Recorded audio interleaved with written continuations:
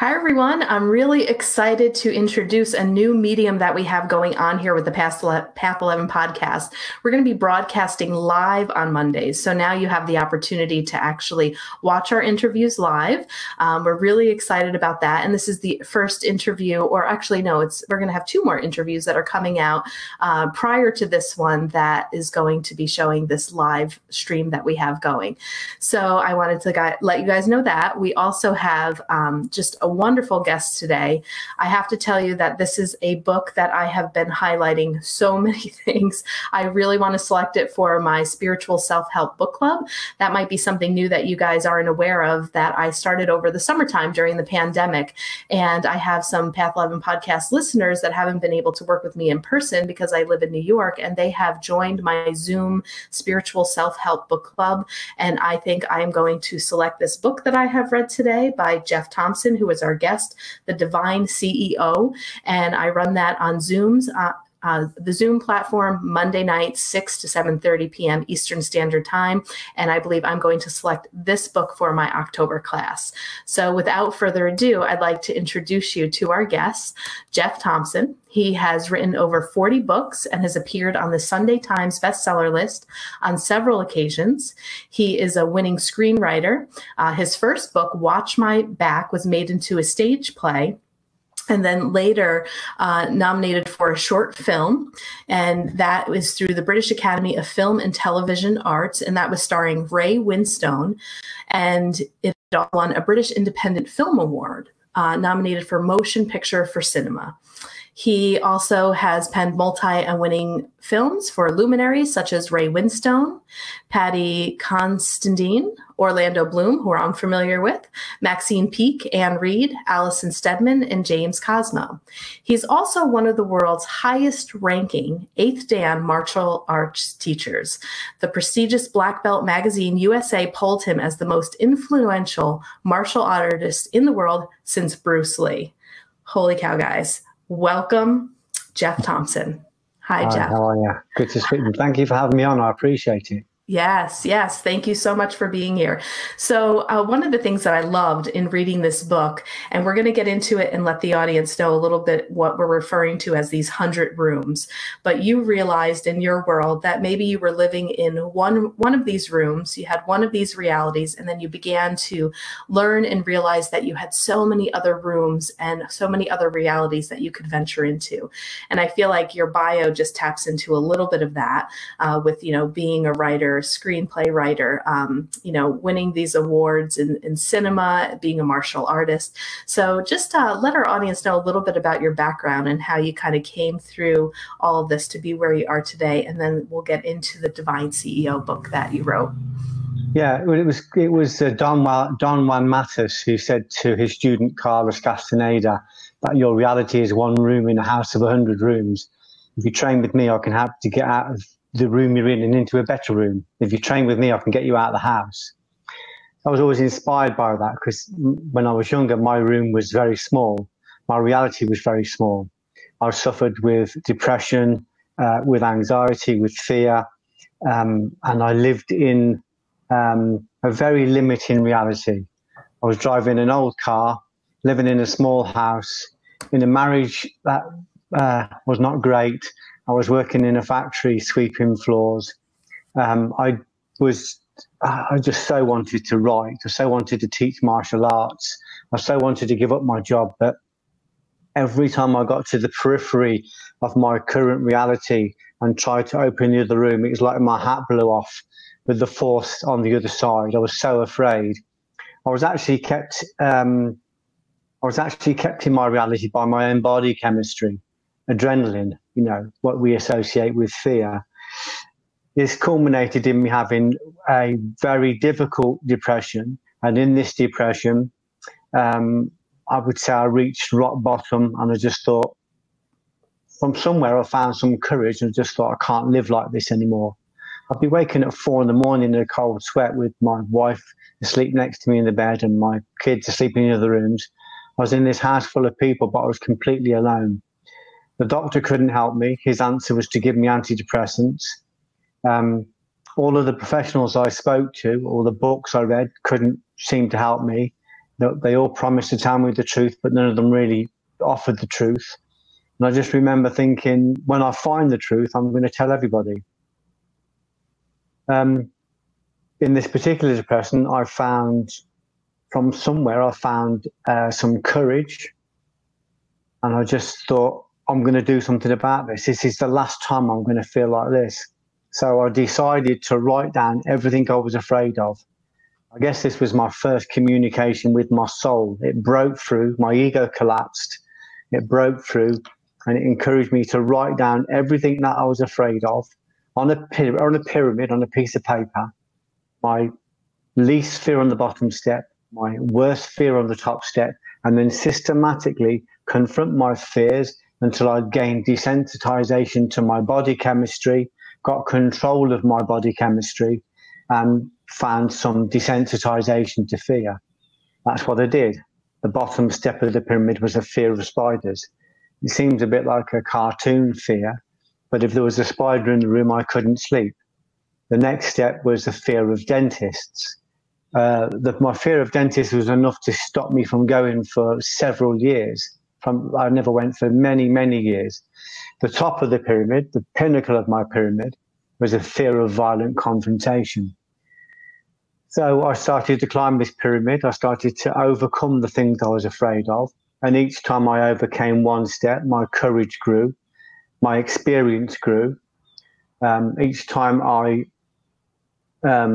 intercoursed with the fear and dissolved it by absorbing it, a little bit more light came in, a little bit more consciousness. I was able to see a little bit more clearly. And I used the strength from the previous step to climb onto the next step and the next step and so on until I got to the top of the pyramid, which was a fear of violent confrontation. Now, again, you might think this is a normal fear. Everybody would have that fear, but mine was a debilitating fear. And I was a black belt in karate. So I felt I shouldn't be feeling this fear. I felt I should be fearless.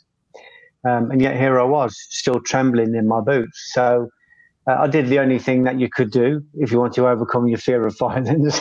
I took a job as a nightclub bouncer in the most violent club, in the most violent city in Europe for its size and population. It was a hugely violent place. There's no exaggeration. In the time I worked as a bouncer, 4 of my friends were murdered. It was a hugely violent place. So I took a job as a nightclub bouncer to overcome my fear. And on the first night, it was a Saturday night, and I was a neophyte.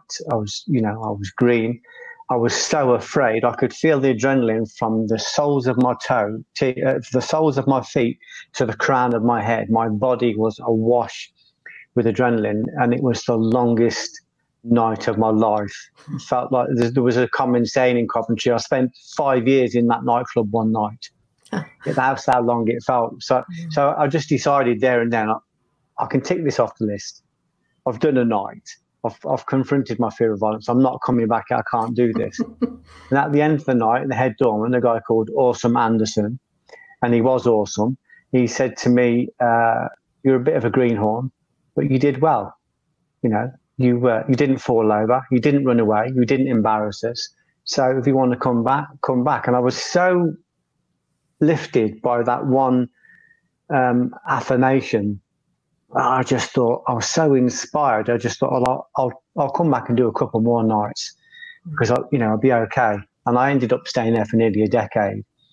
And of course, I got a massive amount of experience. I would say it was my first metaphysical experience because, of course, I wasn't really witnessing. There was lots of violence and there was lots of monsters coming towards me, very real monsters. But of course, I realized in retrospect, as I started to write about it, that the monsters were monsters of my own making. They were projections from my own consciousness. I've been brought up with a belief that nobody could be trusted, not even the people you love, especially the people you love. I was sexually abused when I was a boy.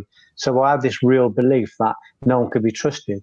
So I went out into the world and I projected that fear, and everywhere I went, I found violence. So my first metaphysical experience was standing on that nightclub door and seeing the physical manifestations of all my fears present themselves. I actually physically saw them. And we went into this kind of mortal combat on this pavement outside a nightclub called Buster's. And, you know, I was able to see the projections from my own mind. When I realized it was me projecting those fears and that they were manifestations of my own imagination and my own falsely implanted belief, I stepped away from violence, or stepped away from the doors, and I allowed those demons to dissolve just by no longer engaging them. I mean, that makes it sound easy. It took me a long time to do that. A lot of introspection, a lot of inner searching. But that was it. The pyramid started off with mundane fears like spiders and dentists. And I recognized very quickly as I started to climb and ascend the pyramid that these mundane fears were placeholders. They weren't the real fears. They were just distractions. Below these fears that presented, there were bigger fears. There was a fear of, I was afraid of my wife. I was afraid of any kind of marital conflict. I was afraid of my mother. You know, again, the fear of my mother was not the fear of my mum, but the fear of my mum abandoning me, even as an adult, was so potent that when I confronted it, it felt like I was climbing out of a dugout with a bayonet going into no man's land. I recognized that I was afraid of change. Any change in my life triggered my body chemistry. My body chemistry triggered the flight response, and I would either freeze or I'd run in the opposite direction. My inner dialogue would come in and say, look at the coward you are. Look at what a coward you are. You're a black belt. You know, you're supposed to be able to deal with these things. So my inner dialogue, my inner demon would supper on my lack of ability, my lack of courage. So I started to recognize that I was afraid of lots of subtle things. At the very, very bottom of that, and this is what I've learned from Julian of Norwich, a great mystic, was that I wasn't really afraid of any of those things. Again, all of those are placeholders, but I didn't recognize it until I confronted one after the other, until I embraced those lepers and dissolved those lepers by absorbing 99% of them. I realized at the very bottom of it, I was afraid of being abandoned by my source, which was God, or consciousness, or the universe. God's an easier way to describe it. So I was afraid. This is what Julian of Norwich says. Really, the base of all our fears is that we're going to be abandoned by our source, and that's what I felt. I felt that when I was abused as a boy, I was abandoned by God.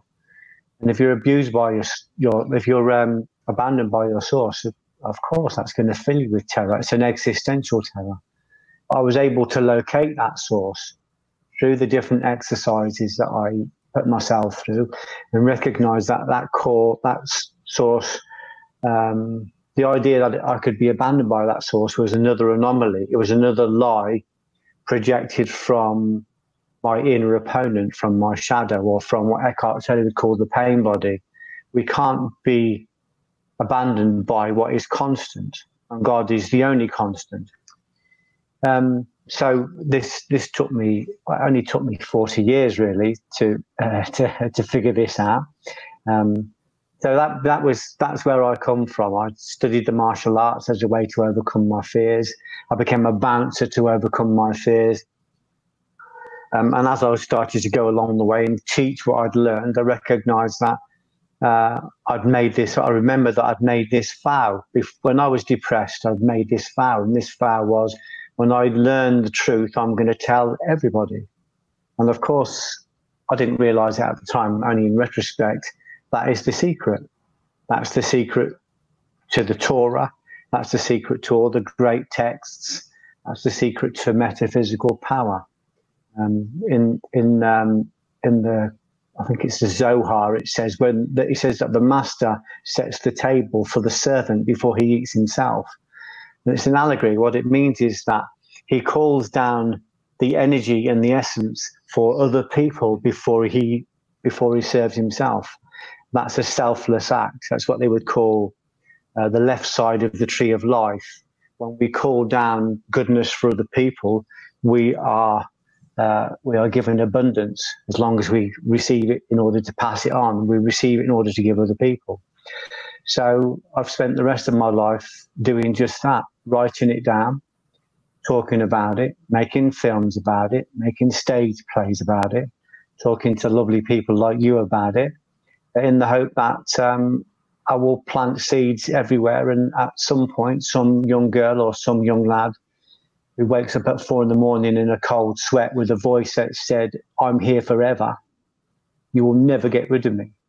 And there's no potential." They will watch this and they will see that there is.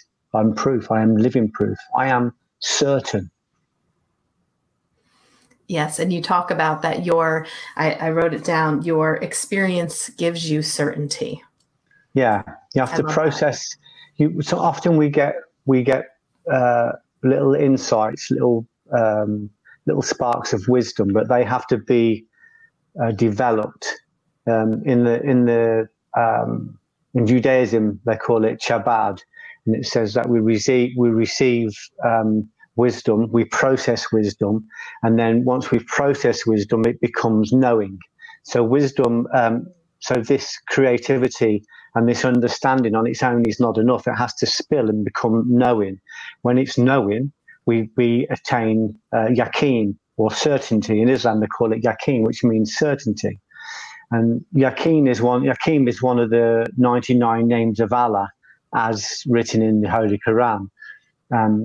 The reason the word yaqeen is important is because it is one of the 99 names of God. So when we receive yaqeen, when we receive certainty, we are literally receiving God. So certainty is God. So we receive or return a little bit of God back into us. So when we speak about things, people automatically resonate because they know we are certain. So they don't hear Geoff Thompson, this temporary personality. They will hear the certainty of God coming through the sound. God is in the sound. I think in Egyptology they call it heka, the use of magic sound. When we have certainty, the sound becomes magic. I think the Japanese call it kotodama gaku, the practice of magic sound. So when we have certainty, people feel that certainty, and it can climb inside them. And I can transfer spirit from me to you, or from me to somebody disparate around the world who doesn't even know me, who just hears my voice at 4 a.m, because certainty contains God, but it has to be earned. So this process of Chabad is that it's called Hokama, Bina, and then Da'at. So Hokama is the divine wisdom that comes down. Bina is when we develop that so that we understand it, the breadth and the depth of it. And then Da'at is when it clicks and you suddenly go, I know this. I understand this. Mm-hmm. What I think Richard Rose would call the happy accident. We don't know how to make a happy accident, but we do know how to make ourselves accident prone. So the process of Shabbat enables you to find certainty in a very pragmatic way. So we can take these little bits of wisdom that we think we've got this bit of wisdom, we think we know something, but if we can't make that magic work on our body, if we can't see it in the mirror, if we can't see it in our relationship, if we can't see it in our business, if we can't see it in our health, then it's not any good. It's just a wisdom, an aphorism. It's something that we throw around and it sounds good, but it's no good unless it's got muscle. Understanding, I can explain the breadth and depth of it to you, but if that understanding hasn't clicked into certainty, the understanding isn't any good either. You've got to have certainty. And when you have certainty, people will cross the globe to touch the hand of certainty. Because if you're in the company of somebody that's been in the company of God, you yourself are in the company of God. So certainty is God, and it has to be earned. We won't get it from a book. We just won't. But we put books out there in the hope that the inspiration will transfer to people and feed them and give them a little bit of energy so that they can find their own cert. They can mount their own search so that they can turn inwards and climb their own inner peak, so that they can connect with their own soul, and then their own soul will teach them. And that's where the certainty comes from. Then it doesn't really matter what anybody else says to you. It doesn't really matter what anybody else thinks. When I was a bouncer, I was teaching martial arts around the world, and I was teaching pragmatic martial arts that worked in a real situation. I got a reputation around the world because I was certain. I was certain because I took this instinct to overcome my fears, and I stood in a nightclub and I found what was real. And when I passed it on to other people, they knew it was real. I mean, it upset the whole martial arts world, because what they thought they had was real wasn't real. So suddenly all of these very secure martial artists suddenly felt insecure, because they were working on, stuff that had not been tested in the field of play. So certainty is what we aim for, and certainty is possible for everybody. That there's no doubt about that, and it is possible, but that doesn't mean it's probable, because not many people really want to do the work. People want to change the world, but they don't want to change their socks once a day. They want to march around London with a banner, but they still can't wipe their own nose. So we've got to prove that magic on ourselves. We've got to be able to see it in the bathroom mirror. We've got to be able to show that we have sovereignty over our physical, our psychological, our physiological, our sociological life. We've got to be able to show that. Not that we're perfect, but we show that we have the ability to control this vehicle, this vessel, and put nothing into the world that does not come from love, nothing at all. And if we do put stuff out that isn't coming from love, then we immediately confess it, and we immediately bring ourselves back to alignment again. It's not about being perfect, but it's about being honest. Mm-hmm. So it's available for everybody. It's possible for everybody. What I've done in the Divine CEO is you'll see as you get further into the book, I know it's a big book to get through, but as you get further and further into your book, you'll see that the honesty and the confession is brutal. And it's, people will read it and go, they will know that I'm talking from truth, because it's my own story, and I'm saying this is how I did it, and these are the mistakes I made. So it will give somebody a very pragmatic path to follow, hopefully. Yeah. So kind of talking about going back to the work, I just kind of want to look at my notes here too. There's a couple of things that you said about and I'm paraphrasing, and you can correct me, but you can only go as high as low as you've experienced. You've also talked about how sometimes people can just maybe stay in this, one reality and not even realize that there's other potentials, possibilities, and other realities that they can open to. Yeah. And then I want to connect that to what you also said in the beginning of the book about the second coming of Christ. You really helped me to understand that in a totally different way. I mean, I'm not completely studied, in the Bible per se. My background was a Catholic background, but you said, the second coming of Christ isn't necessarily like, Jesus coming back, but it's more of the human nature and God nature that exist together. And you explained it in a way that it's consciousness, and it's about us going within to connect to the creator and the source, which is the second coming. Yeah. And that, my mind was spinning when I was reading about those things, and how really you say so strongly, like in the beginning of the book, like I said, I'm only halfway through, about how it really has to come back to that inner work, and how when you began this journey too, you almost became selfish. You made it about yourself. Like you really kind of went within before you were able to really go outward. And so I was wondering if maybe we can talk a little bit about what is that work that people need to do.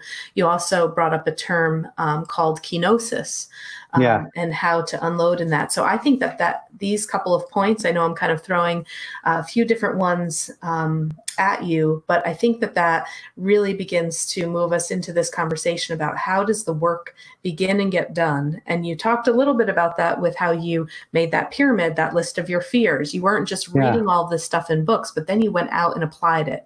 You went to do it. You went to experience it.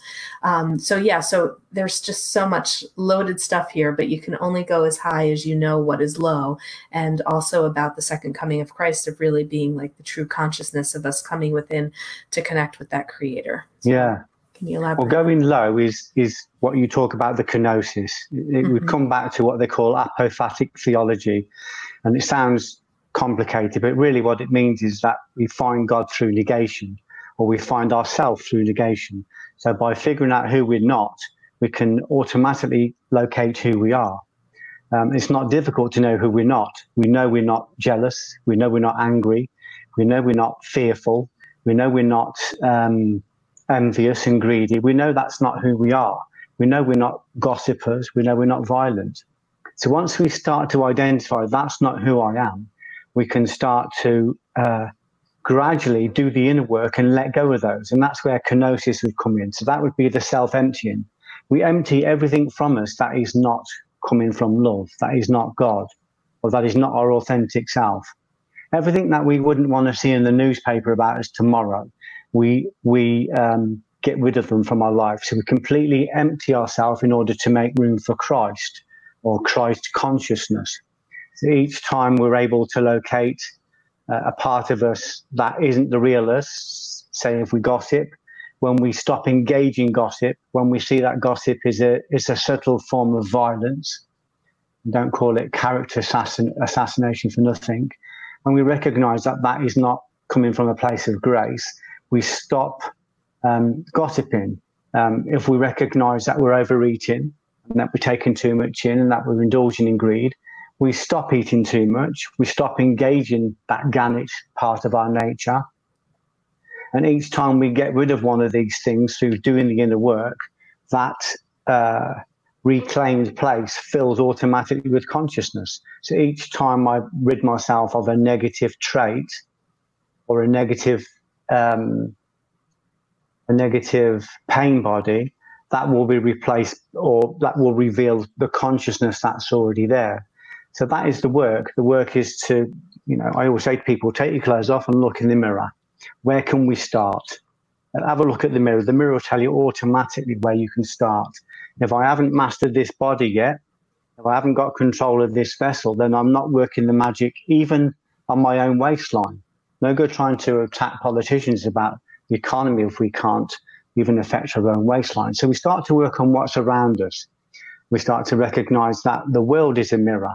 So the people we see around us, especially the people we judge, especially the people we point a finger at, they are a reflection of what's in us. The people that we feel sycophantic towards, this basic reaction formation from psychology, we're sycophantic towards the people that we really fear.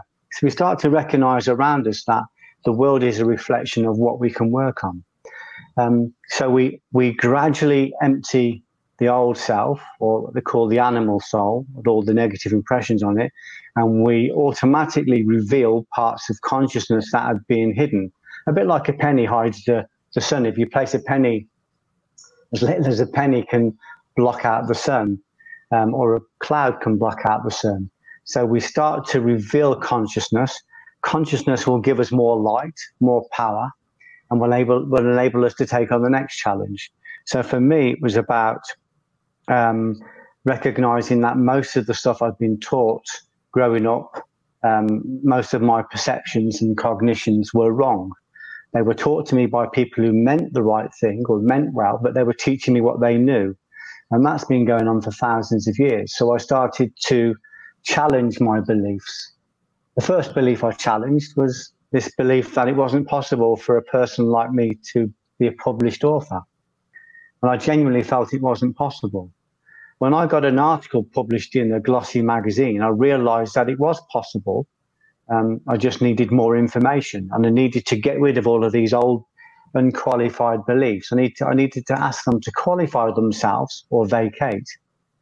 So I started to challenge these beliefs, and this was the beginning of the 3 stages of your keen, which is, first of all, you find intellectual proof. It's possible because other people like me have done it. Then you start to get this visual belief, which is you start to be able to imagine yourself as a published author or whatever it is you want to do. And then once that tips into certainty, you find that you've got a book published and you have the proof in your hand that it's possible. The reason I've been able to write 50 books and all of these other works is because I wrote that first book. That first book gave me certainty. Nobody could take it off me. I can remember when I got my first book published, saying to an old friend excitedly, I think I could make a living out of this. I've got this book published. I think I could do something with this. And he said to me, don't get above your station, Geoff. Don't get ahead of yourself. He said, you've had a bit of luck. You got a book published, but let's not, we're not going to change the world with this, are we? It's a local book.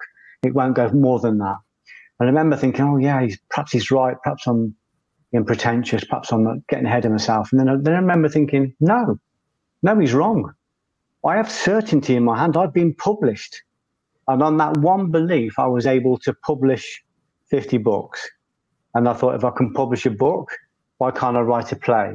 If I can write a play, why can't I make a film? If I can make a film, why can't I win a BAFTA? If I can make a film, why can't I write for the Times? Why can't I do an article for the Times? I realized that it was all possible. I just needed to understand the Dharma, understand my Dharma first, which was, I'm a communicator, I'm a seer, I'm going to go out and tell people what I see, and recognize the greater Dharma, which is the law, and start working within that, and recognize that if I want to create something, the potential is already there. You spoke earlier on about the second coming of Christ, and in the Christian canon, they would refer to this as eschatology. Eschatology, it says that Christ will return again and redeem the world. But what it really means in the esoteric parlance is that Christ will be reborn in us. So our lower soul, our animal soul, when we clean it up, when we bring it to submission, connects with our higher soul, and the Christ energy enters us. So a little bit like putting concentrated juice into water. So, it's no longer concentrated juice and it's no longer water, it becomes a cordial. So that's what happens when the Christ energy comes into us. It's no longer Christ, but it's no longer a person. It's a bit of both. So we become imbued with this Christ energy, and that enables us to recognize that everything is already there in potential. So eschatology says that everything is possible. The other 99 rooms are available. They're already there. You just have to open the door and enter. And that's what the work is. Each time you leave one reality, you have to let it go and go into the new reality. And eventually, if you keep the work, get out of the house completely. So eschatology says that the second coming of Christ is a very human thing.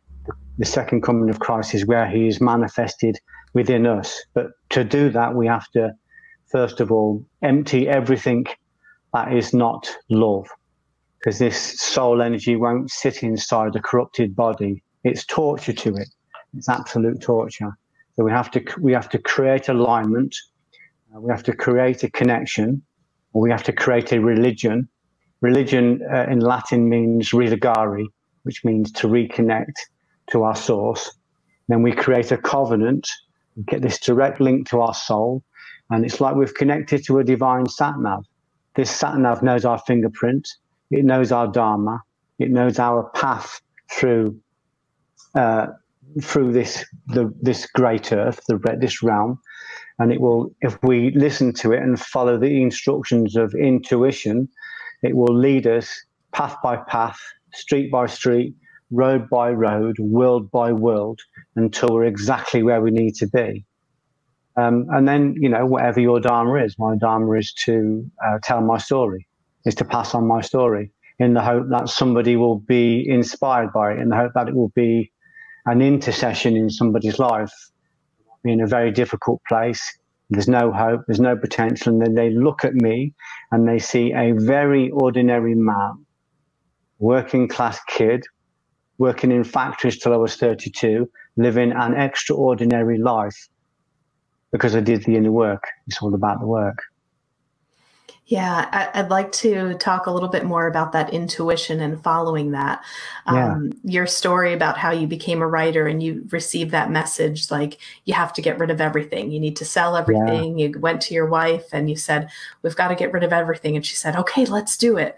And you guys, completely downsized and you just followed this intuition. And it's so inspiring because I'm having a moment like that in my life right now where I'm following what is opening and what's leading. And it feels uncertain, right? I'm moving from what I think is certainty into an uncertain territory, but yet these doors are just opening and things are just falling into place. And I'm not questioning it, kind of like what you said. When you hear that intuition, you begin to follow it. You may not know, like I'm kind of like, okay, what am I doing? All right, this is opening. I think I'm going to say yes over here because there's such synchronicity and divine timing. And, part of it is just moving offices I'm relocating and moving. And then all of a sudden I find this new office space a mile down the road and it's available. And I'm like, yes, I don't know why I'm saying yes, but I'm going to go here.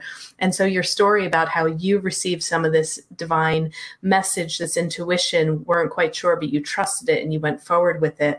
I'm in the middle of experiencing this right now, and it's so cool and a little scary, but it's a lot of fun, and it's this true trust. And there was a quote in the New Testament that you had in your book that was something to the effect of, if you take one step towards God, he says he'll take 10 steps closer back to you. Yeah. And so that's kind of, I feel like I'm taking these baby steps and I'm feeling these 10 steps coming back. So I was hoping you can kind of talk a little bit about how you followed that intuition and what had happened as a result of that. Well, once you realize that the language of God is intuition, you start to get rid of everything in your life that acts as a barrier to that intuition, and you develop acoustic clarity. So that I want to be available to hear that intuition. I want to be available to hear that intuition whenever he sends that message. If your life is full of noise, most people's life is full of noise, specifically noise of ambition, noise of fear, noise of survival, noise of all of the stuff that goes on around you. It's very difficult to hear the intuition. Often the ego has to collapse, have to meet a moment of crisis or epiphany before we can hear it. Once you hear intuition and you realize that's the language of God and that's the voice you need to follow, you set your antenna so that it's steady and there all the time, so that you can pick it up whenever it comes.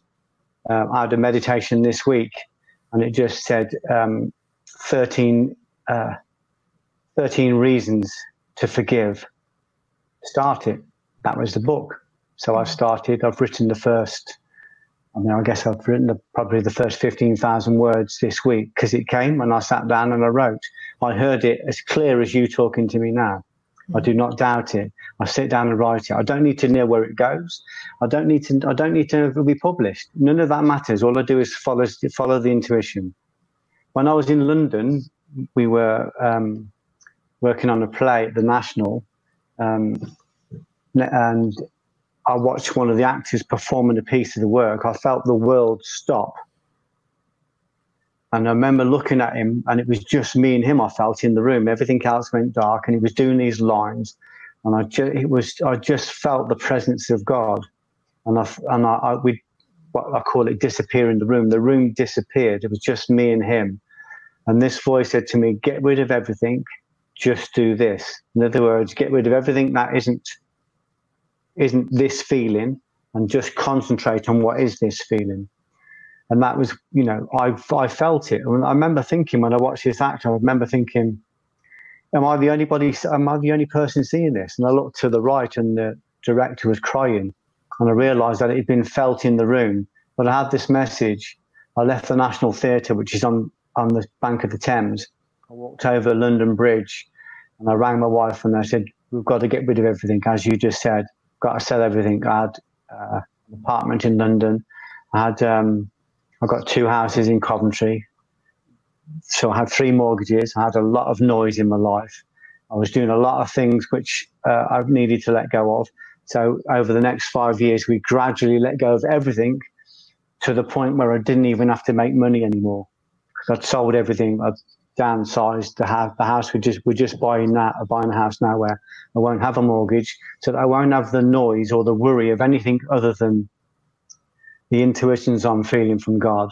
And I can follow those intuitions, and they won't be twisted or diverted or influenced by the need to earn money. That will come anyway. I have 2 Dharma protectors with me. They stand here and here. I see them in my room. I hope I'm not saying too much, but I see these Dharma protectors, and they do 2 things. They protect me from any external noise, from any external threat, but they also make sure that all of my means are met, all of my needs are met. So if I need money, the money will come from where it needs to come from. If I need a roof, that roof will be provided. If I need transport, the transport will be there. Everything I need will come to me because I've created this covenant and I've been given these protectors, and that's exactly how it works for me. All I need to do is keep my alignment, keep my faith, get rid of anything that blocks out the noise, and just listen to the intuition. Now, it doesn't matter to me if I write a book and it never gets published. That isn't the deal. The deal isn't like, I'll write this book, but it's got to be published and it's got to be well reviewed and it's got to be acclaimed. None of it's to do with me. This is to do with me writing the book. And once it's written, once it's down on paper, 2 things have happened. I've learned what I needed to learn from writing the book. So that's a download. And the book, whether it's published now or not, is in the ether. It's in the noosphere. It's already there. It's already been drawn forward. And in order to sit and write a 300,000 word book, you have to make some burnt offerings. You have to sacrifice some animals, as they say in the Old Testament. The animal sacrifice in the Old Testament is an allegory for sacrificing the parts of the ego that do not want to sit and write a 300,000 word book, that do not want to get rid of their ambition, that do not want to sell their posh apartment in London. They want comfort. So when I write a book like this, you're looking at divinity in a book, but you're also looking at alchemy. You're looking at all of my old animal soul has been consumed in the act of writing this book. I felt them queuing up when I sat down to write this book. You probably read in the introduction, there's a lot of resistance in me. There are a lot of forces trying to stop me from writing this book. Those forces, you might call them the forces of negativity or the forces of evil, but they're necessary energies that we will consume and sacrifice in the creation of any new thing. So this when you do a book like this, that's I know there's a lot said about alchemy lately, and a lot of people think it's socks and sandals. They think it's nonsense, but I'm living proof that it's real. But the alchemy, this is the lab. This is the great work. This is where it takes place, and it is painful. Someone said to me the other day, what does it mean to be awoke? I said, it means to be uncomfortable. It also means to feel divinity and joy and love, but it means to be uncomfortable on a daily basis. Certainly that's my experience of it, because I'm having to make my burnt sacrifices on a daily basis in order to get up at 5 and meditate, in order to keep my palate correct, in order to not feed any negativity, in order not to buy into any of the hate bait, as I call it, that floats around the ether. We're being baited with hate all the time. We've been baited with negativity. We've been given people it's delicious to hate. I don't hate anybody. I have no enemies. I won't hate anybody. But if any energies come into me and they enter me, they will be consumed, God willing, and they will be placed into something beautiful that can serve other people. So that process is not without resistance, but we can pretty much measure the power of our path by the amount of resistance we feel. If we feel a tremendous amount of resistance, then it shows us our path is true. This discernment that we get, I call it the divine sword. The discernment we get as a siddha, as a miracle, enables us to know when the negativity is catabolic and when it's anabolic. So some resistance is saying, stop, look at this is the wrong path.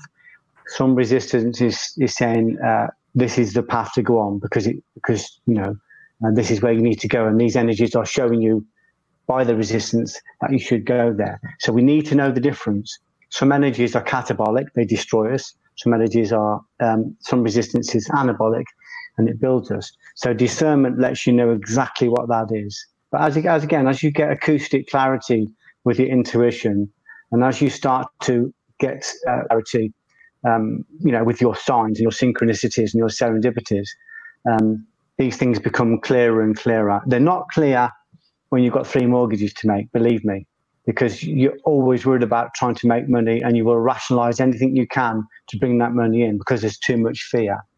So we have to get control of the central nervous system. And we do that through palate, through what we eat, what we drink, what we ingest through all of the senses. What I read, who I speak to, the atmosphere I'm around, everything that comes in through my eyes and through my senses is food. And I've just got to ask myself, is this food going to take me to heaven? You know what I mean? Is this food good for me? And if it's not, I don't have it. That's the discipline. So it's coming back to Aesop's fable about the turtle that wants to fly, but he still can't even walk on the earth yet. If you get a chance to read it, it's very interesting. He wants to fly. He wants the eagle to teach him to fly. He ends up being dropped from the sky and cracking on the floor. And he said, it's my own fault. Why am I thinking about flying when I can't even walk on the ground yet? So we have to prove our magic to ourselves more than anybody else, with our own body, with our own life, with our own, with our own environment. No point me trying to take on Al Qaeda, or greedy politicians, or or corrupt bankers, while I still can't settle an argument in my own front room, while I still can't settle an argument in my own head. Right. So the idea of the divine CEO is, as we said before, finding out who you are through this process of negation, sitting on who you are and allowing him to come to the forefront, and then getting rid of all the noise so that we can hear intuition and then follow it. And then we are given the optimum path. It's a bit like light coming through water. It will calculate the billions of possible routes and it will follow the optimum route. It might not be direct, but it'll be the quickest route. If you look at a frog in the bottom of a pond and you put your finger in to touch him, he won't be where you think he is. He'll be just probably slightly to the left. And that's because light has traveled through the water, not directly, but at the most optimum route. When